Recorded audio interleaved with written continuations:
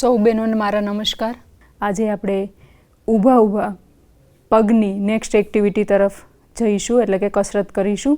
આ કસરતો તમારા પગના સ્ટ્રેન્થનિંગ, સ્નાયુઓની સ્ટ્રેન્થનિંગ માટે ખૂબ જરૂરી છે. જ્યારે કોઈ બહેનોને રગ ચડવી અથવા તો ક્રેમ્પ આવવો એવી તમે કહેતા હોય ને, એના માટે ખૂબ જ ફાયદાકારક આ કસરતો છે. જે વેરિકોઝ વેન આફ્ટર ડિલિવરી બહેનોને થતી હોય છે એમાં ખૂબ ફાયદાકારક છે આ કસરતો.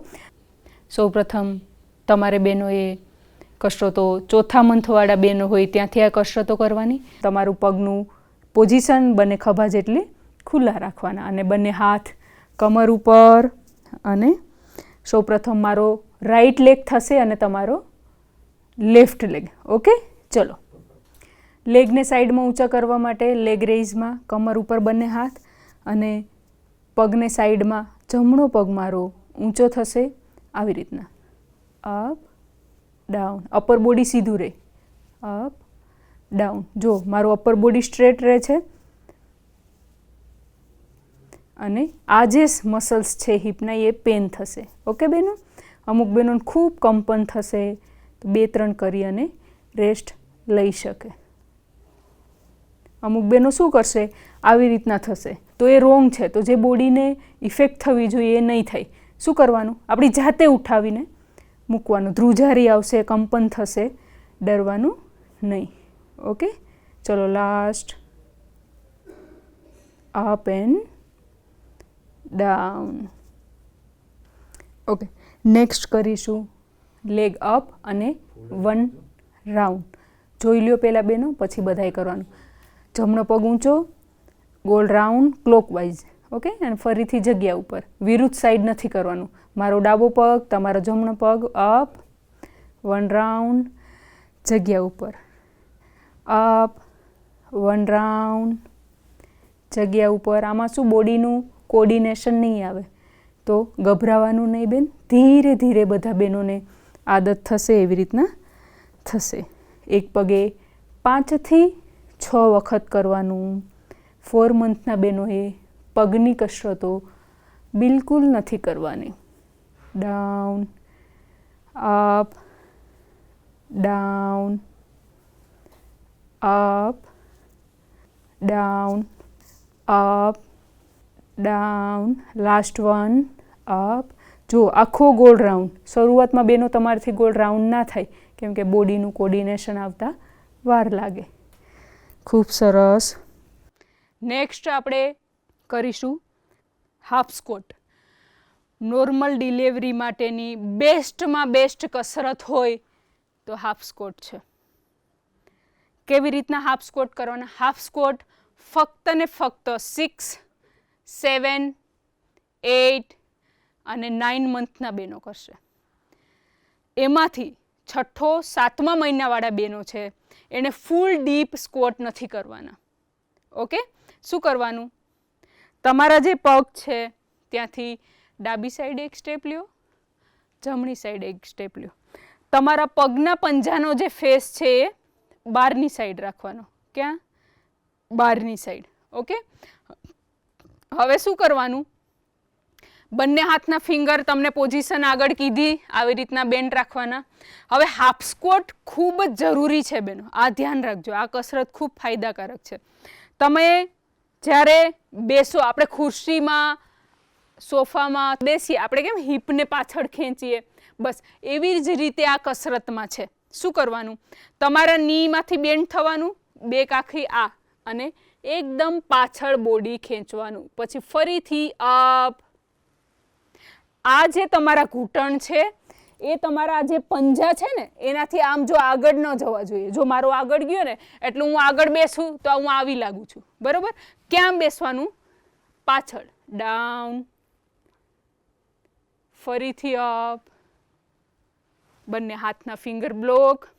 જોઈ લેજો બેનો, 5મા, 6ઠા અને 7મા વાળા બહેનોએ જેટલું મેં કર્યું એટલું જ કરવાનું. બાકીના બહેનોએ એકદમ પાછળ.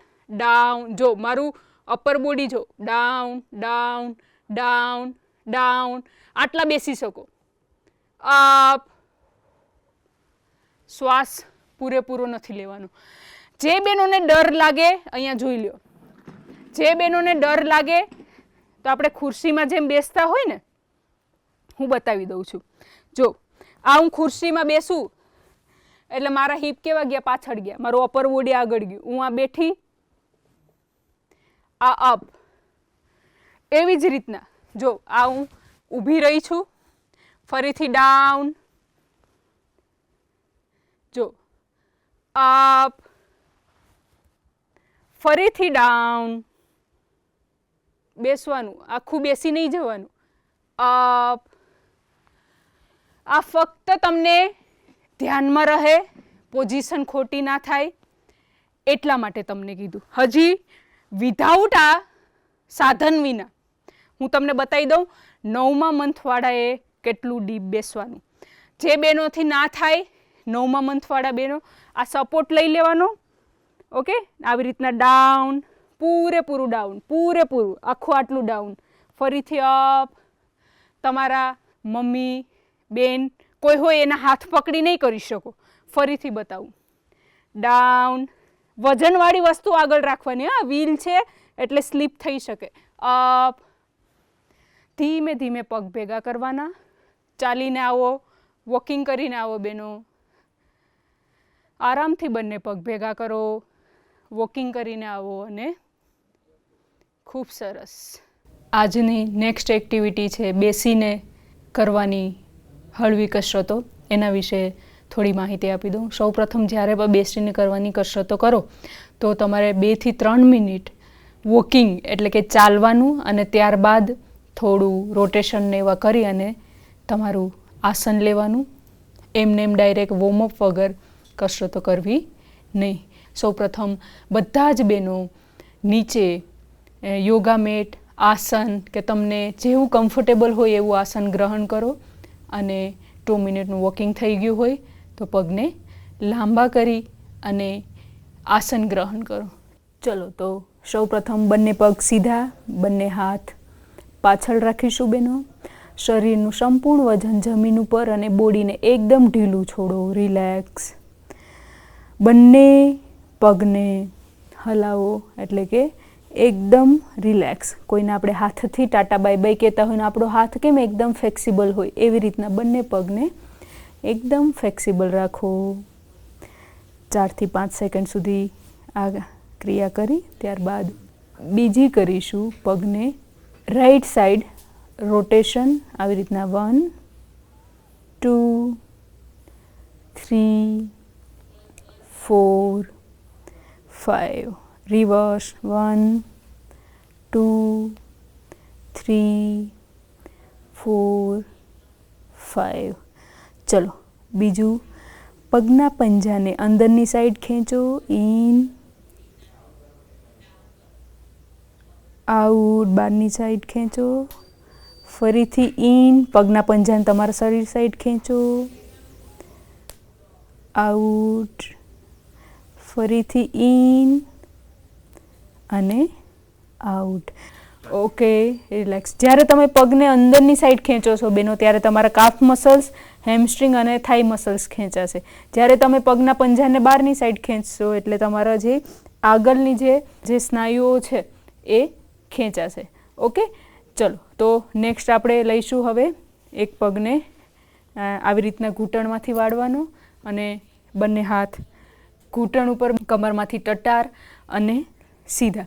તમારે શું કરવાનું, જેટલું બને એટલું બેનો હાથથી ચાલવાનું છે, કેમ કે આ સમયમાંથી તમે કમરમાંથી ઝૂકી ના શકો, કેમ કે પેટનો ભાગ આગળ હોય એટલે અગવડતા આવે તમને લોકોને.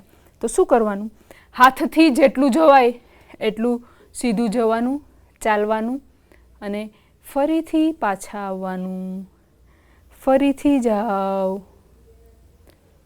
થોડી વાર રોકી રાખવાનું અને ફરીથી પાછા આવવાનું.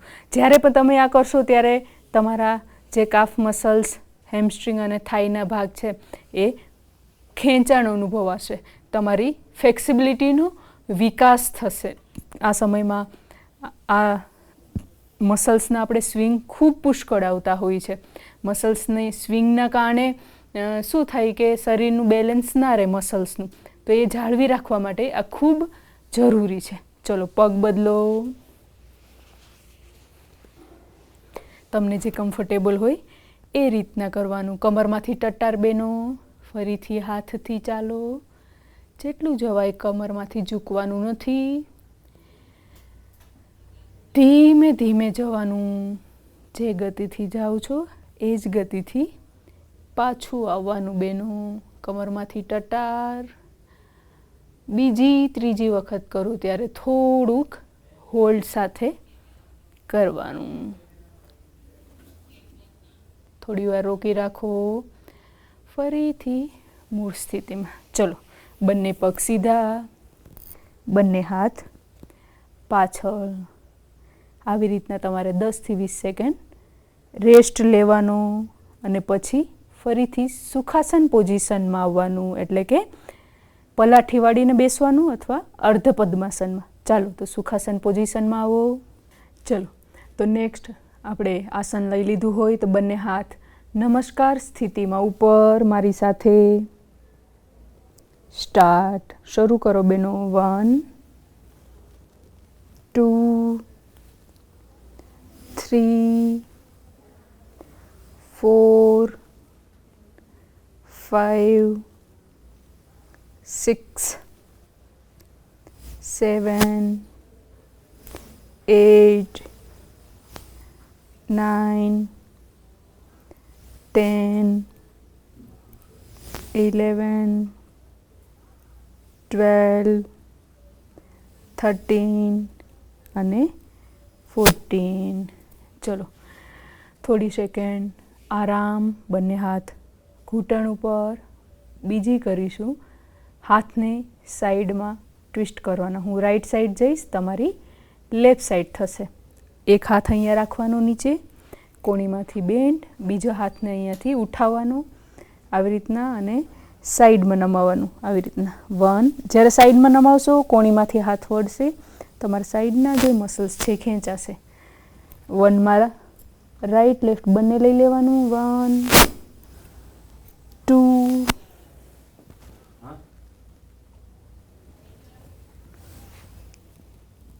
3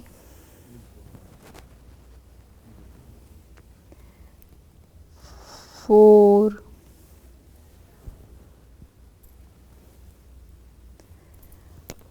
5 6 7 8. 4 મંથવાળા બહેનોએ ઓછા રિપીટેશન કરવાના, 14 નહીં કરવાના. એ લોકોએ 8 થી 9 રિપીટેશન કરવાના અને 2 વખત રિપીટેશન કરવાના બહેનો. આજે હું કસરતો કરું છું અત્યારે બેસીને કરવાની, એ બધી જ કસરતો તમારે 2 વખત કરવાની. થોડી સેકન્ડ 30 સેકન્ડના વિરામ બાદ બંને લઈ લેવાની. એટલે કે પહેલી વખત 14 વખત કરીશું, બીજી વખતે 8 વખત. ઓકે, ચલો લાસ્ટ 2. ચોથા મંથ અને 5મા મંથવાળા બહેનોએ ઓછા રોટેશન. ચલો, ખાસ સૂચના, આ કસરત મેં કસરત કરતાં કરતાં પણ તમને સૂચનાઓ આપી. કસરતો 2 વખત કરવાની, પહેલી વખત 14 રોટેશન અને બીજી વખતે 8 રોટેશન કરવાના. બંને હાથના જ, પગની નહીં. ઓકે, હવે નેક્સ્ટ આપણે કરીશું બટરફ્લાય. ઓકે, બટરફ્લાય એટલે પતંગિયા ઉડે ને એવી રીતના. શું કરવાનું? બંને પગને અહીંયાથી આ ભેગા કરવાના. જો અમુક બહેનોને શું આટલું જ થશે, પગ આટલા જ ભેગા થશે. અમુક બહેનોને આટલા બધા થશે. ઓકે, તો કંઈ વાંધો નહીં, સારામાં સારું. ચોથા મંથવાળા બહેનોએ નથી કરવાની. આ 4 મંથવાળા બહેનોએ આ બિલકુલ નથી કરવાની. જેને IVF છે એ બહેનોએ પણ નથી કરવાનું. જેને ડૉક્ટરે સલાહ આપી છે રેસ્ટની એ બહેનોએ પણ નથી કરવાનું.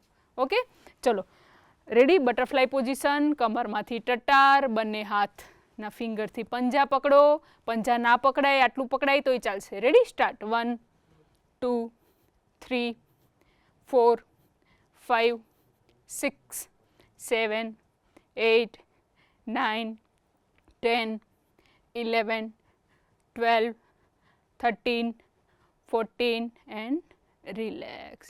આરામથી ધીમે ધીમે એક પછી એક પગને ખોલો. આ કરીને શું તમને આમ અમુક બહેનો આમ છૂટથી પગ ખોલે. ક્યારેય આ સમયમાં ભૂલ નહીં કરવાનું. ધીમે ધીમે સ્ટાર્ટ કરવાનું, ધીમે ધીમે પૂરું કરવાની. ઓકે, ચલો, ખૂબ સરસ બહેનો. કસરતો ધીમી ગતિથી કરવાની બહેનો, હંમેશા ઉતાવળ નહીં કરવાની, ઝટકા નહીં આપવાના. ઓકે, આ કસરતોનું રિપીટેશન 2 વખત કરવાનું. 5 રિપીટેશન કરો, 6 રિપીટેશન કરો, જેવી આપની અનુકૂળતા. ધન્યવાદ બહેનો.